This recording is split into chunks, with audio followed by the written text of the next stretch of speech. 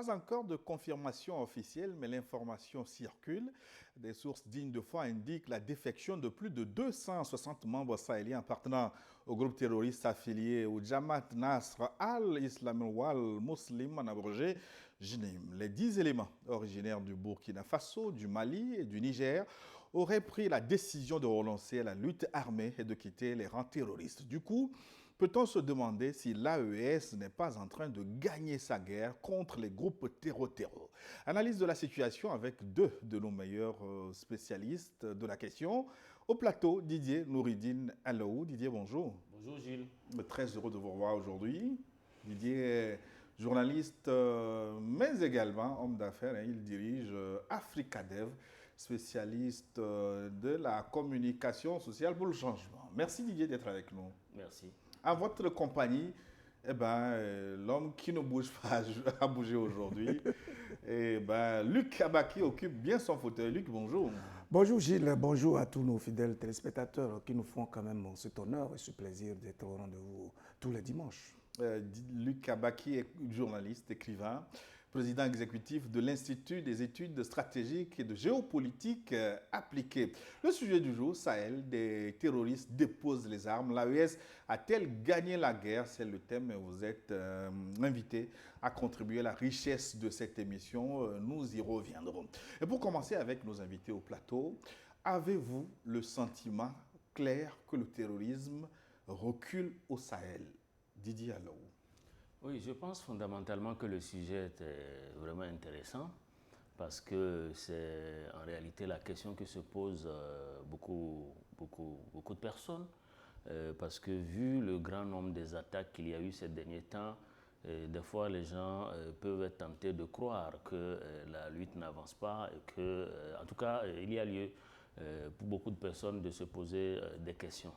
Mais il y a, avant de répondre à votre question, il y a quelques informations qui circulent par des canaux qui ne sont vraiment pas officiels encore et qui font état de ce qu'un très grand nombre de terroristes se seraient ravisés et qui seraient prêts à se rendre à leur pays respectif et à effectivement tourner le dos à leur sale besogne, si on peut s'exprimer ainsi. En attendant que cette information soit confirmée, notons que les pays de l'AES en réalité ne communiquent pas beaucoup sur les victoires ou les succès et même sur les drames qui s'y passent. Et ce n'est pas une faute ou une erreur, c'est une forme de communication aussi et elle est stratégique. Mais pour revenir à votre question, je pense que si on se réfère quand même à un certain nombre de chefs terroristes qui ont été neutralisés, qui ont été capturés et qui n'ont pas fait l'objet d'une grande communication, on peut, sans risque de se tromper, répondre à votre question par l'affirmatif. La tâche est lourde, les attaques sont récurrentes et se multiplient.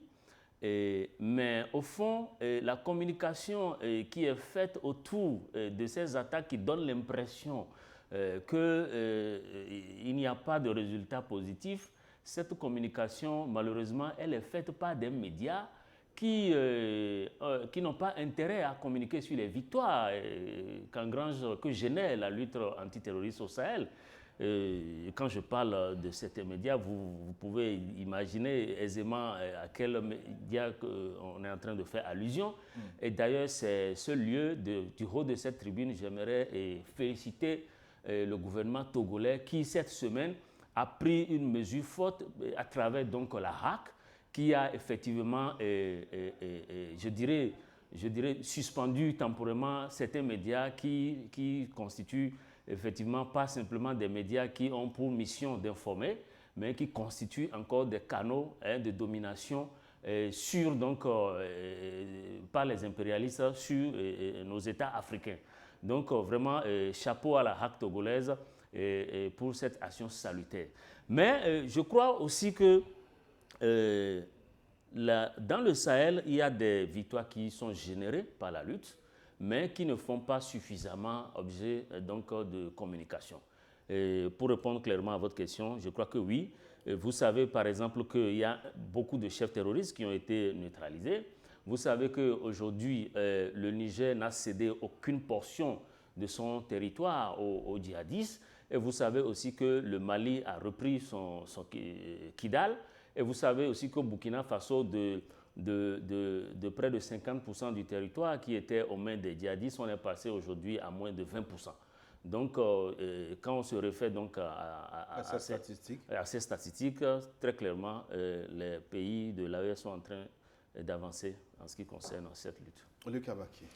Ben, disons qu'il ne saurait en être autrement au regard justement du niveau d'engagement des trois pays pour lutter contre ce fléau qui leur a été imposé justement par les impérialistes et les dominateurs du monde.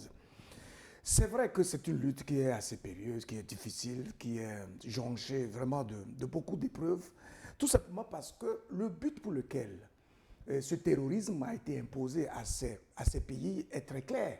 C'est les empêcher évidemment d'avoir la stabilité, de pouvoir se construire et donc d'assumer la souveraineté comme justement ces dirigeants le prônent et souhaitent véritablement l'assumer aujourd'hui. Mais il se trouve que ces trois leaders font preuve de vision, de perspicacité et d'efficacité dans l'action.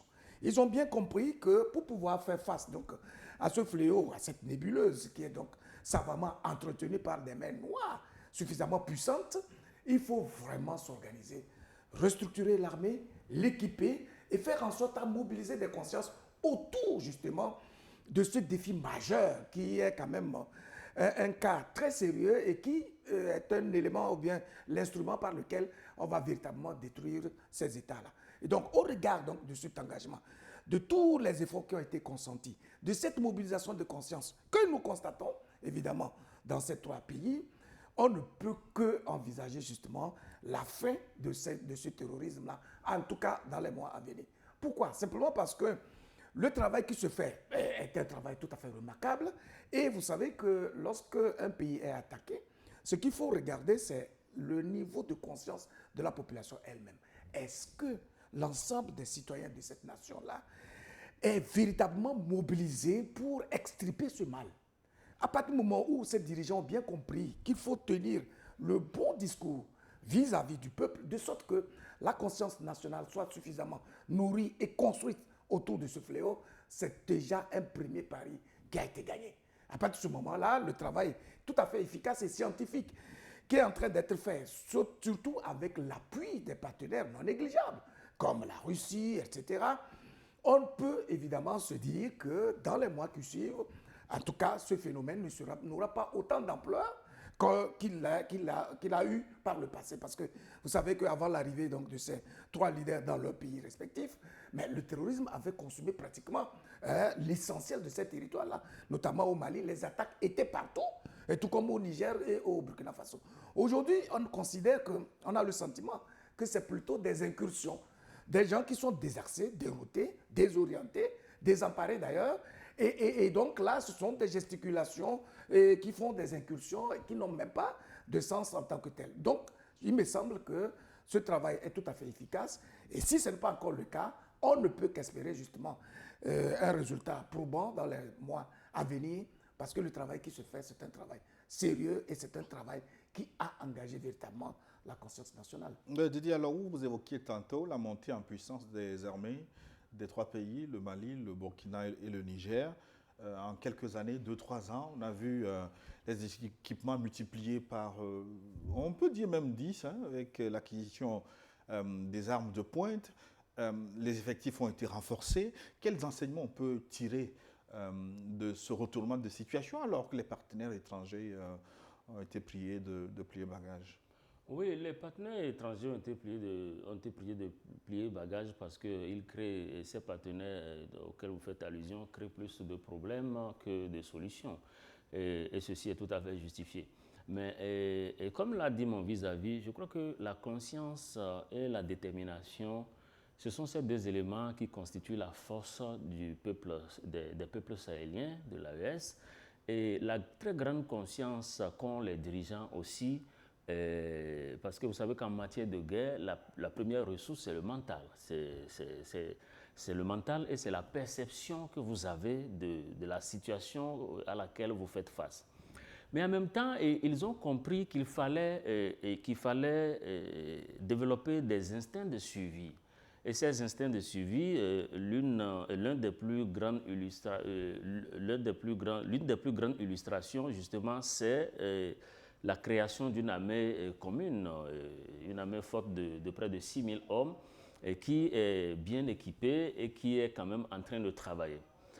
Je crois avoir dit une fois lors d'une émission ici que nous sommes où les incursions sont drastiquement que pour qui connaît un peu le terrain, la période pluvieuse, aujourd'hui c'est la période pluvieuse maintenant, et cette période rend la mobilité difficile pour les groupes djihadistes. Donc, et c'est pour ça que avant donc d'entrer dans cette période, ces groupes ont eu à multiplier un grand nombre d'attaques sur donc ces pays. Donc c'est parce qu'ils étaient conscients tout à fait qu'effectivement ils sont en train d'aller dans une période difficile. Ça, c'est la deuxième chose.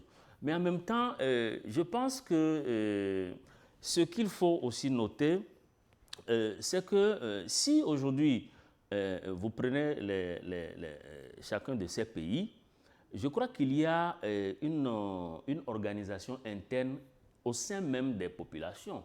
Si vous prenez par exemple le Burkina Faso, dont le régime a senti plusieurs pressions ces derniers temps, vous avez à chaque fois vu la réaction qui a été celle des populations.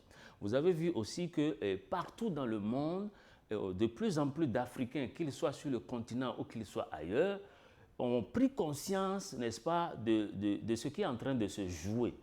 Et puis, évidemment, n'oubliez pas que les impérialistes aussi, bien qu'ils aient un agenda et qu'ils soient déterminés, n'oubliez pas qu'aujourd'hui, eux aussi, ils ont des problèmes.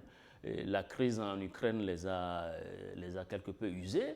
Et aujourd'hui, il y a une nouvelle crise qui surgit entre l'Iran et Israël et qui, effectivement, concentre leurs moyens et leur attention également.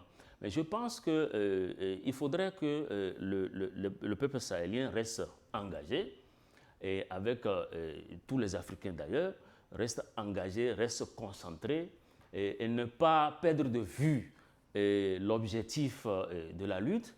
Et nous pensons qu'avec cet engagement toujours croissant, je ne dirais pas que dans quelques mois, comme mon vis-à-vis, que tout va finir, mais je pense que c'est la constance dans l'engagement qui permettra d'aller au bout de cette lutte. Et je pense que les dirigeants et les peuples en sont vraiment conscients. Oui, mais Luc Abaki, comment on peut expliquer le niveau si faible, enfin, comment on a pu laisser ces armées tomber si bas, au point où il a fallu l'intervention étrangère, par exemple des forces françaises, de la MINUSMA, pour stabiliser la situation pendant un temps.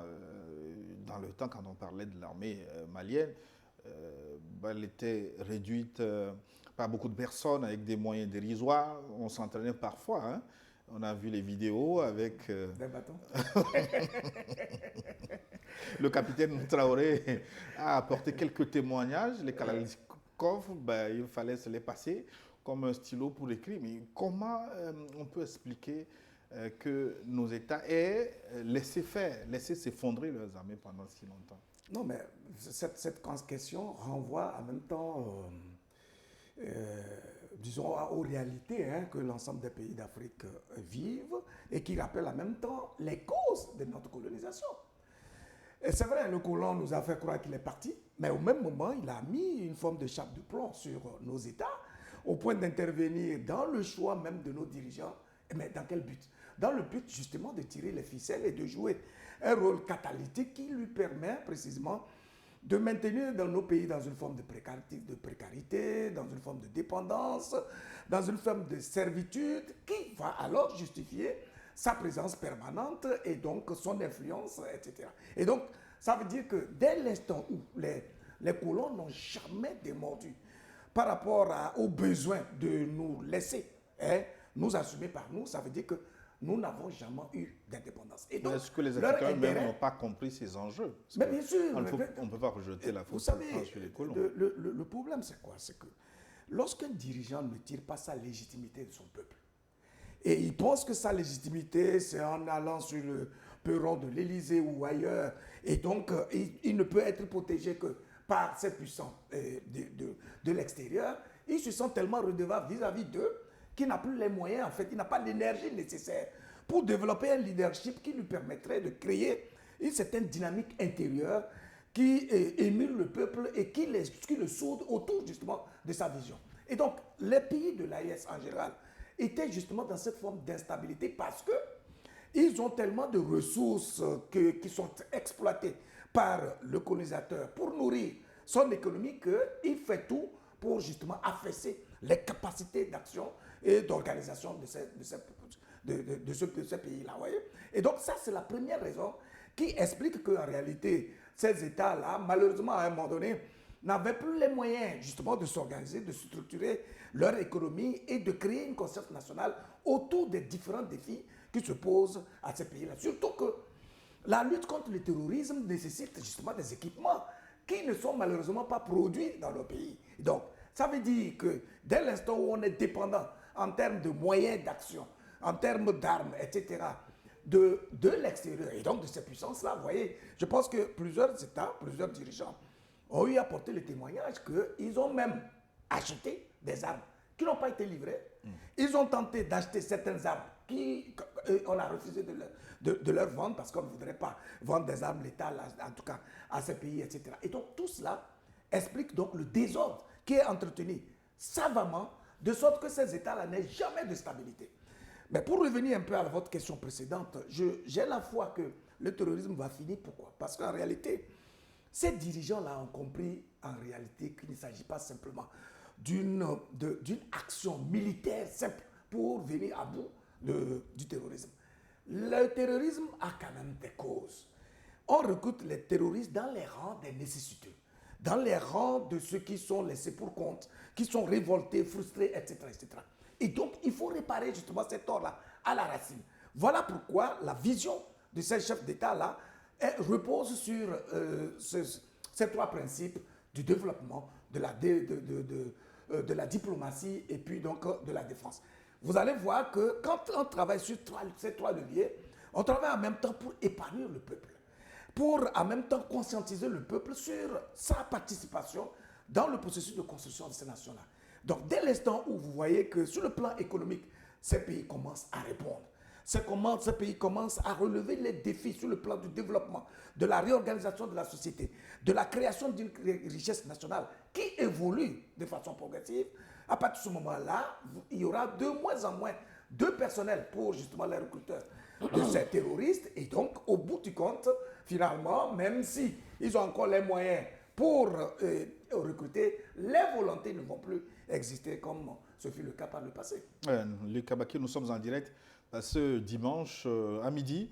Que vous nous receviez sur satellite, application, YouTube ou Facebook, protégez-nous, likez cette émission, commentez-la abondamment, que vous soyez d'accord avec nous ou pas, sur Facebook, YouTube ou via WhatsApp, plus 228 96 08 43 43. Abonnez-vous à nos médias sociaux si ce n'est pas encore fait. Et partagez New World Forum, la voix de l'Afrique qui refuse le terrorisme. Chers consultants, dans certaines localités, donc on l'a dit, des terroristes sont contraints de se rendre.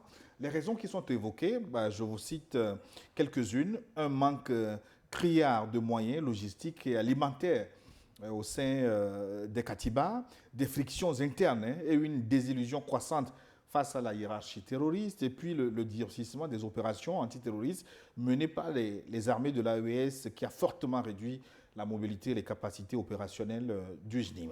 Si je prends par exemple la première raison, le manque de moyens de logistique et alimentaire, ça veut dire qu'il y a une bataille qui se mène également pour couper les sources de revenus de ces groupes terroristes, Didier Alou. Oui, tout à fait. C'est évident que les armées aujourd'hui de l'AES sont mieux renseignées, sont mieux outillées et sont mieux organisées. Et ils arrivent quand même, elles parviennent à couper les voies de ravitaillement, à priver donc ces groupes de carburant, par exemple. Si vous prenez le Niger, il y a une loi même qui est sortie ou même pour vendre de l'essence dans les stations, dans des bidons, tout ça a été stoppé, ce qui fait que les terroristes de leur position ne peuvent plus facilement se procurer donc de carburant. Or, le carburant, c'est quand même le moteur aussi de la mobilité. Donc, il y a ça. Il y a le fait des cargaisons de motos qui ont été saisies. Et n'oubliez pas que ces armées ont pu identifier les marchés de ravitaillement et les ont coupés. Et certains marchés ont même été supprimés carrément. Et en tout cas, l'étau se resserre contre beaucoup de groupes. Et il est évident que c'est ce qu'on a toujours dit aux gens, il faut de la patience parce que c'est une longue lutte qui a besoin du temps pour porter des fruits. Mais la question que vous aviez posée tout à l'heure à mon vis-à-vis, cette question m'intéresse à plus d'un titre. Vous avez relevé l'état de déliquescence avancée des armées. Cette question n'est pas isolée du tout. Cette question fait partie d'un ensemble de réalités qui méritent qu'on s'y attarde. Il n'y a pas que les armées qui n'ont pas été suffisamment équipées. C'est un plan d'ensemble orchestré par l'impérialisme parce que quand vous prenez des secteurs comme l'éducation, qu'est-ce que l'éducation représente aujourd'hui? Le secteur de la santé dans beaucoup de pays, si ce n'est ces derniers temps que les gouvernants ont commencé à prendre conscience et à investir dans ces services sociaux de base. Et les ajustements structurels qu'il y a eu, qui ont été instaurés par le FMI, les institutions du Bretton Woods, qui ont encouragé, qui ont amené nos États à ne pas investir dans leurs armées, à ne pas investir dans leur éducation, dans les services sociaux de base, mais c'est un plan qui est savamment orchestré et il ne peut en être autrement. Donc ça fait partie, il n'y a pas que l'armée, tout ça fait partie d'un plan général qui est orchestré. Et la phase finale, justement, c'est d'introduire le terrorisme et pour que les armées n'arrivent plus à faire face et ce qui justifierait les bases militaires. Donc, vous avez vu avec quelle vitesse et quelle rapidité au Mali, vous avez vu, est-ce qu'il y avait encore une seule armée de l'OTAN, d'un pays membre de l'OTAN qui n'était pas présente à Bamako, au Mali? Il n'y en avait pas. Et l'ensemble de ces armées de l'OTAN ont passé 10 ans à Bamako et il n'y avait absolument pas eu de résultat. Donc je crois que l'heure a sonné, les Sahéliens ont pris conscience de leur état et ont décidé de prendre donc leur destin en main. Et donc voilà pourquoi ces 3 chefs d'État, vraiment moi je les vois comme des envoyés de Dieu qui sont en train aujourd'hui de sortir leur pays des effets néfastes de l'impérialisme. Et donc, il faut que tous les autres pays, au lieu d'aller contre ce qui se fait dans l'AES aujourd'hui, puissent leur tendre la main et les aider. Parce que la libération des pays membres de l'AES constitue un pas de géant de toute l'Afrique vers un continent débarrassé de toute autre forme d'impérialisme. Oui, et puis, je voudrais ouvrir une parenthèse. Oui. Parce que j'ai l'impression que la question militaire, souvent, est laissée exclusivement entre les mains de l'armée des militaires. Est-ce qu'on ne peut pas ouvrir ces enjeux-là, ces stratégies à l'ensemble de la population? Parce qu'on peut ne pas être militaire et contribuer aussi à ce qui se fait sur le front. Oui, absolument. Aujourd'hui, il existe des canaux par lesquels tout citoyen peut contribuer. Vous savez qu'aujourd'hui, dans tous les pays, il y a des numéros verts où on peut signaler des mouvements. Même au niveau de la réflexion stratégique. Absolument, absolument. Est-ce que la question militaire doit être laissée simplement aux militaires? C'est ça le rôle justement de nous les intellectuels. C'est ça aussi le rôle des hommes de médias.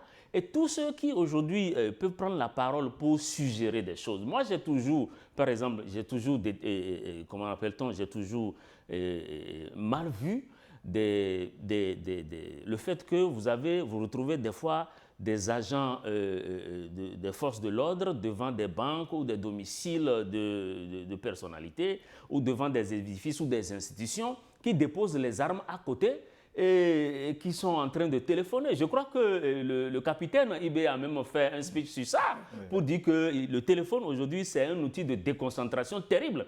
Or là, nous faisons face à une lutte où les gens viennent vous prendre par surprise Donc, nos armées doivent être capables, chacun à son niveau, d'être prêt à parer à toute éventualité et à tout moment. Donc, je crois que, mais fondamentalement, la question de la sécurité intérieure et de la défense nationale, c'est des questions qui relèvent du domaine d'un État, c'est-à-dire du gouvernement. L'équipement et la formation, tout ça, c'est l'État qui le fait. Mais ça n'empêche pas aux intellectuels, aux hommes de médias, aux citoyens lambda qui ont des idées de proposer et de dire ce qu'ils pensent, pourvu que ça ne démoralise pas nos armées, mais que ça vienne plutôt les renforcer. Donc, je ne suis pas sûr, je ne pense pas que c'est laissé exclusivement aux États, au gouvernement, et que les citoyens n'ont absolument aucun droit. Au contraire, les citoyens doivent contribuer parce que c'est nous qui finançons leur formation, c'est nous qui finançons leur équipement à travers justement les impôts et les contributions que nous apportons à nos États. Luc? Non, en fait je pense que c'est une question de leadership. Vous voyez, un État, c'est un ensemble de compartiments. Il y a le monde éducatif, il y a le monde de la santé, il y a la défense, il y a l'économie. Donc, tous les citoyens, en réalité, qui vivent dans un tel écosystème, doivent pouvoir participer. Mais à quelles conditions? À cette condition que le leader, c'est-à-dire que celui qui est à la tête, qui est au devant de la scène, ouvre les vannes et conscientise le peuple sur sa responsabilité dans la construction même de la nation elle-même. De telle manière que chaque citoyen se sente concerné par les défis auxquels le pays doit faire face. Vous voyez? Donc, lorsque vous avez un leader comme Ibrahim Traoré ou Tiani ou Assimi Goïta, qui ont compris qu'ils ne peuvent pas venir à bout du terrorisme sans la contribution de la population elle-même. Vous avez vu l'initiative des VDP au Burkina Faso et vous avez vu tout le discours qui est servi aussi à la population pour qu'elle puisse développer sa vigilance. De sorte que lorsque vous voyez des mouvements suspects autour de vous ou bien vous voyez des inconnus, en tout cas tout ce qui n'est pas compatible avec votre quotidien, que vous puissiez avoir la possibilité de le dénoncer. Et donc un bon leader doit pouvoir créer les couloirs nécessaires qui permettent de remonter l'information n'importe où un fait est produit, que cette information puisse monter aux décideurs, de sorte que les décisions qui sont prises au bénéfice du peuple soient prises en connaissance de cause. Vous voyez? Donc c'est une question de leadership. Il me semble que c'est ce que nous avons raté depuis que nous avons proclamé nos pseudo-indépendances, où nous avons des dirigeants qui, malheureusement, ne comprennent pas leur mission, leur responsabilité. Ils ne comprennent pas que le leadership concerne beaucoup plus aussi bien le but que le sacrifice. Ils sont plutôt, en tout cas pour l'essentiel, de vrais jouisseurs limitant leur pouvoir au port de beaux costumes, à la marche sur des tapis rouges, à l'acquisition des berlines, en tout cas des véhicules blindés.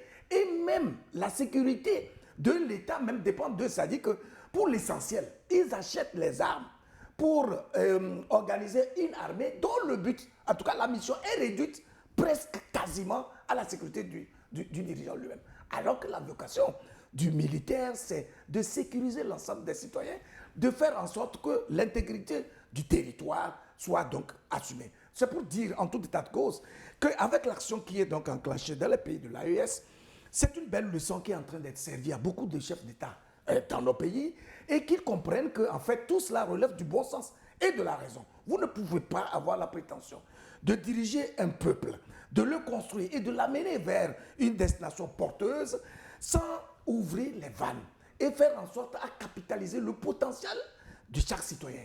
Ça veut dire que le dirigeant doit faire preuve de disponibilité, mais surtout aussi de vision et comprendre véritablement que lui, à lui tout seul, ne peut pas construire un pays.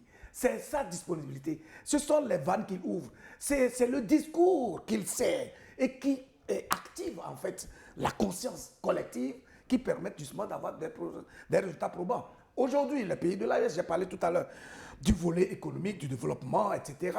Pourquoi des pays qui ont été sevrés d'aide internationale, d'appui budgétaire, etc., parviennent aujourd'hui à faire des prouesses extraordinaires, investissent des milliards dans l'agriculture, dans l'industrie, dans la création des usines, etc., etc., ce qui relève quasiment du miracle dans l'esprit du citoyen habitué à ce suivisme, à cet attentisme, à cette attente d'être aidé, soutenu, etc., etc. Donc c'est pour dire que le potentiel, il est là. La vraie richesse, ce sont les citoyens. Mais quel est le paramétrage mental que l'on fait de ces citoyens, de sorte que chacun puisse se déployer, de sorte qu'il puisse agir dans l'intérêt du collectif. Voilà l'enjeu majeur qui nous attend justement dans nos pays en Afrique et qui doit justement déterminer notre avenir. Oui, mais dans cette veine-là, est-ce que vous ne pensez pas que la police, généralement, n'est pas exploitée à bon escient, hein, n'a pas beaucoup de moyens, elle est réduite à la délivrance des cartes d'identité et à la régulation de la circulation au mieux, mais est-ce que dans nos pays-là, est-ce que le rôle de la police n'est pas sous-estimé? Moi, je pense que pour gagner ces batailles, il faut non seulement une armée forte, mais une police également très forte pour pouvoir anticiper, renseigner et régler les petits problèmes quand ils se posent. Non, je ne suis pas sûr que la police, les polices, soient éloignés de tout ce qui se passe. Je ne suis pas sûr ou qu'ils ne soient... Oui, parce que moi, je ne vois les polices qu'en ville. Quand vous allez vous dépasser les villes, vous ne voyez presque pas de policiers. Hein. Oui, bon, au fait, je pense que dans chaque corps de métier, que ce soit dans la sécurité ou dans la défense, est spécialisé dans certaines matières. Il y a des rôles qui le sont, des missions qui leur sont confiées. Maintenant, si l'État central constate qu'au vu de l'urgence qu'il faut faire appel donc, à des forces d'autres corps pour appuyer d'autres corps, ben, ça c'est l'État central qui voit. Mais le problème que vous posez, je comprends très bien le problème. Et oui, des fois, on a le sentiment effectivement que certains corps de métier ne sont pas suffisamment exploités. Ça fait partie justement des suggestions et des propositions qu'en tant que citoyen, on pourrait faire.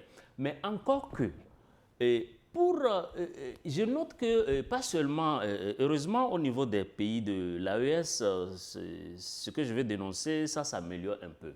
Mais dans beaucoup d'autres pays africains, pour que les citoyens se sentent concernés, et s'approprient la lutte qui se mène, encore faudrait-il que ces peuples soient proches et connectés de leurs autorités.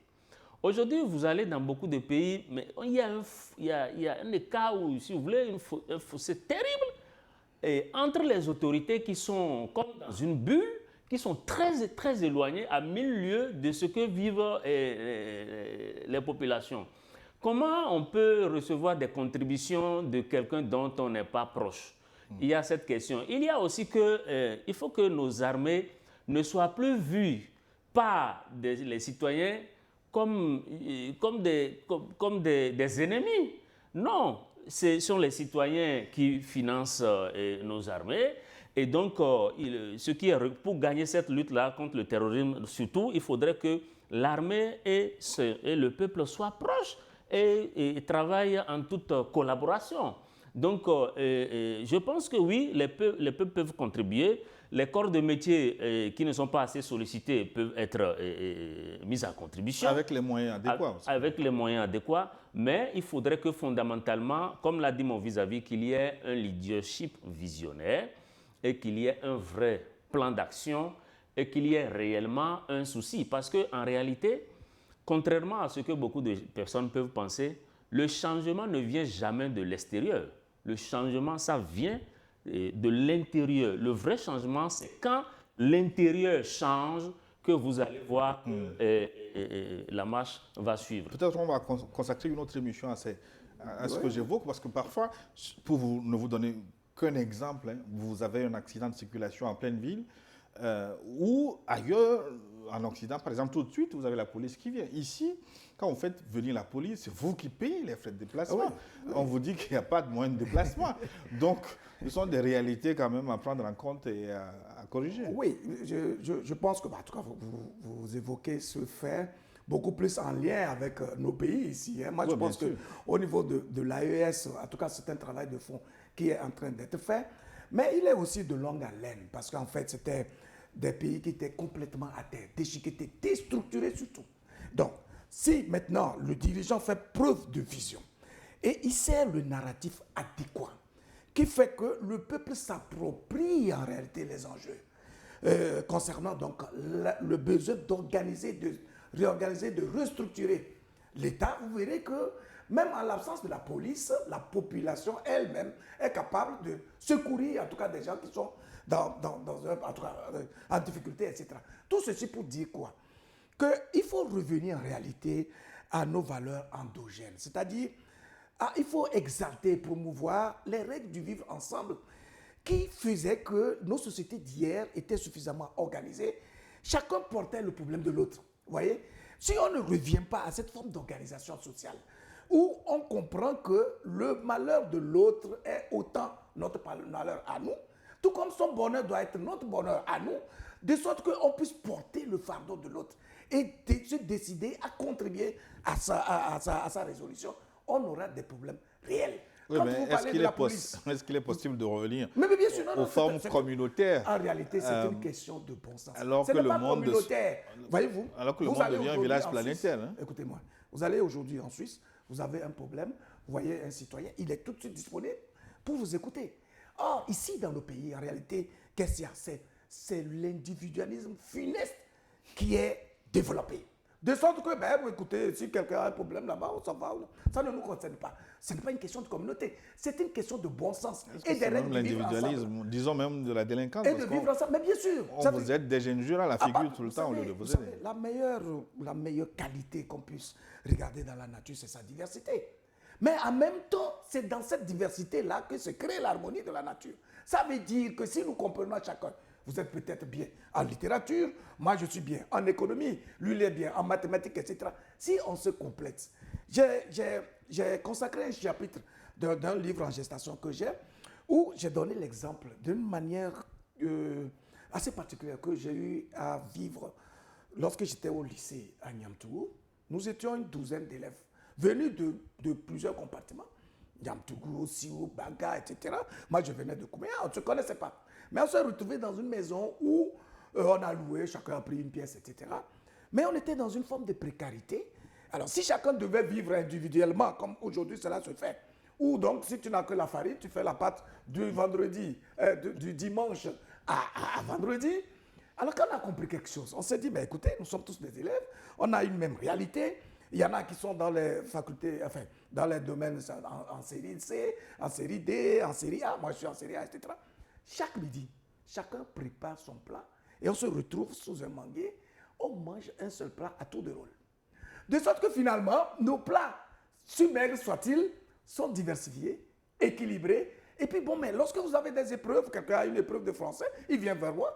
Je suis très nul en mathématiques. Lorsque j'ai une épreuve de mathématiques, je vais vers celui-là qui voit mieux. Et donc, on a vécu une vie de famille jusqu'à finir les 3 années au lycée. Vous voyez? C'est un modèle, c'est un exemple qui montre qu'on a le devoir de se compléter. C'est d'ailleurs pour ça que nous prenons les valeurs de solidarité, de complémentarité, de mutualisation des énergies. C'est ce qui prouve qu'ensemble, on peut aller loin. Et alors, pour revenir à la question des policiers, oui, vous avez dit qu'ils sont réduits un peu à élaborer des cartes, des cartes d'identité, à jouer aussi aux cartes, au lido, et à faire, peut-être à réprimer aussi la population, etc. Tout cela est lié au mental ou au discours qui est servi à chaque compartiment de la société. Si vous avez un patron qui vous donne le sentiment que vous n'êtes là que pour lui et que la population est votre ennemi, mais évidemment, si vous êtes formaté comme ça, chaque fois que vous verrez la population en train de réclamer quoi que ce soit, vous allez voir ça en ennemi. Voyez? Or, en réalité, ce sont des causes communes qu'il faut défendre. Mais à cette condition que le dirigeant lui-même comprenne sa mission et qu'il comprenne qu'il ne peut être jugé par l'histoire qu'à travers ses œuvres, à travers les actes qu'il pose et à travers les idées qu'il sème dans l'esprit de chaque citoyen, de sorte qu'il soit capable de contribuer justement aux règles du vivre ensemble. Si vous étiez bon en mathématiques, je vous aurais demandé de me calculer la possibilité du retour à cette vie communautaire. J'ai presque envie de lui demander s'il continue de se voir aujourd'hui. Mais on a gardé de très bons liens jusqu'à aujourd'hui, c'est vrai. On s'est perdu un peu de vue, mais c'est des relations qui sont très fortes et qu'il faut développer. Voilà. Ce qui reviendra à calculer, en tout cas, le nombre de cas favorables sur le nombre de cas possibles. Je ne vous embrouille pas. Alors, Didier Alou, finalement, avant la pause, comment gérer ces groupes qui déposent les armes volontairement au niveau des terroristes? Faut-il discuter avec eux? Que faire d'eux? Non, la vigilance au maximum. C'est-à-dire que si l'information est confirmée et que ces groupes se rendent, je sais qu'aujourd'hui, tel que l'AES fonctionne, l'AES ne va pas se précipiter tout de suite pour aller les accueillir à bras ouverts et les laisser rentrer, comme il y avait eu le cas entre-temps, non pas sur Bazoum, mais sur, je ne sais plus, ça doit être à Manitouré, c'était bien ça, hein, au Mali, où lorsque beaucoup de terroristes sont chassés de la Libye et que lui, il les a laissés rentrer avec armes et bagages. Aujourd'hui, c'est ça qui a créé tout le problème qu'on a vu. Donc, je crois que ces gens-là qui se rendent doivent être observés et qu'au cas par cas, on doit les étudier, on doit regarder et s'il est possible de les mettre d'abord dans une sorte dans une zone de cantonnement. Dans une zone de cantonnement pour mieux les observer et avoir le maximum d'informations sur eux. Parce que je pense que c'est des gens aussi qui sont capables de fournir des informations, de dire comment ils sont organisés. Ces informations peuvent renforcer la lutte. Donc je crois que c'est des gens qu'il faut prendre d'abord avec des pincettes, qu'il faut bien observer. Et ensuite, quand ce serait avéré que c'est vraiment du sérieux, en ce moment-là, les États verront qu'est-ce qu'il faut faire d'eux. Luc Abaki, en une minute. Oui, je pense qu'on rappelle un peu l'histoire de l'enfant prodigue dans la Bible. C'est-à-dire que tu as laissé ta maison, tu es parti, tu as fait ce que tu voulais. À la limite, même tu es devenu ennemi de ta famille. Et puis, entre-temps, bon, tu reviens à la raison et tu viens. C'est vrai que dans la Bible, c'est un peu l'idéal, hein, mais dans la réalité d'aujourd'hui, évidemment, c'est des citoyens qu'on ne peut pas rejeter parce que c'est quand même un acte salutaire que de décider de démissionner et de revenir donc à la maison. Évidemment, il faut les recueillir. Il faut les recueillir, il faut les démobiliser et puis les suivre, comme il l'a dit, de sorte qu'ils soient vraiment des instruments qui vont finalement contribuer à la lutte. Parce que l'expérience qu'ils ont eue dans l'organisation de ces djihadistes, en tout cas de ces terroristes, et tout ce qu'il y a eu comme parcours là-bas, peut servir à nourrir les stratégies en termes justement de contre-attaque. Voyez. Mais on ne peut pas les rejeter non plus. Il faut les recueillir, il faut essayer de les prendre dans les meilleures conditions possibles pour soutirer le maximum d'éléments qui contribueraient justement à parfaire justement le principe de la lutte. Doit-on aller jusqu'à envisager un dialogue avec ces groupes? Non.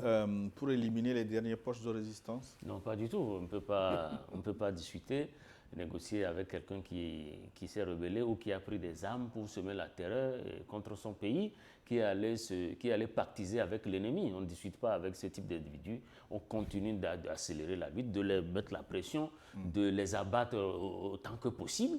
Et si ils sont plus en étau et qu'ils choisissent d'agiter le mouchoir blanc, bien, il n'y a pas de problème. Ils viennent et puis on verra si c'est du sérieux.